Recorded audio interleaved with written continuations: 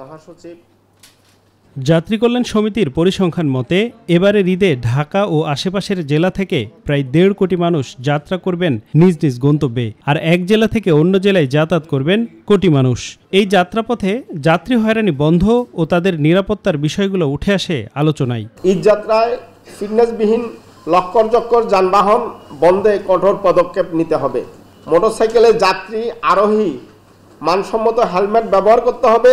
10 দিন হাইওয়ে রোডে কোনো গাড়ি পুলিশ সিগন্যাল দিবে না।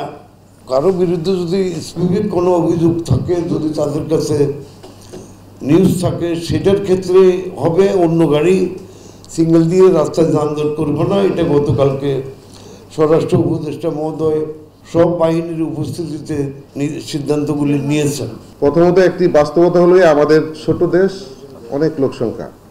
আমাদের ব্যবস্থাপনার মধ্যে শুরু থেকে এটাকে সুব্যবস্থাপনায় রাখার জন্য যে আমরা অধিক লোক, আমাদের জায়গা কম, তারপর আমাদের এর মধ্যেই চলতে হবে। সেই সুব্যবস্থাপনাটা কারা করবে? সরকার করবে, এটা পরিকল্পনায় থাকবে, সেটার একটা বড় অভাব। নিরাপদ ঈদযাত্রায় সার্বিক সহযোগিতার আশ্বাস দিয়েছে হাইওয়ে পুলিশ। যাত্রী সেবায় থাকবে বাড়তি প্রস্তুতি। 2005 সাল থেকে এ পর্যন্ত মহাসড়কে যত ডাকাতি হয়েছে আমরা প্রায় 1443 জন ডাকাতের তালিকা করেছি, করে এটা আমরা জেলা পর্যায়ে দিয়েছি। আমরা এবং জেলা পুলিশ সবাই মিলে খোঁজ নিচ্ছি। যে কোনো প্রয়োজনে পুলিশকে বলবেন, আমরা রাস্তায় আছি, আমরা আমাদের সর্বোচ্চ দিয়ে চেষ্টা করব। অন্যান্য যে সংস্থা বা অর্গানাইজেশন আছে তারা তাদের দায়িত্বটুকু সঠিকভাবে পালন করবে।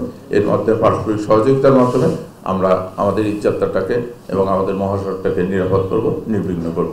নৌপথে অতিরিক্ত ভাড়া আদায়, ঘাট ও নৌবন্দর কেন্দ্রিক যাত্রী হয়রানি সহ ইজারাদারদের লুটপাটের দৌরাত্ম্য বন্ধ করার দাবি উঠে আসে বৈঠক থেকে। আফজাল হোসেন, মাই টিভি, ঢাকা।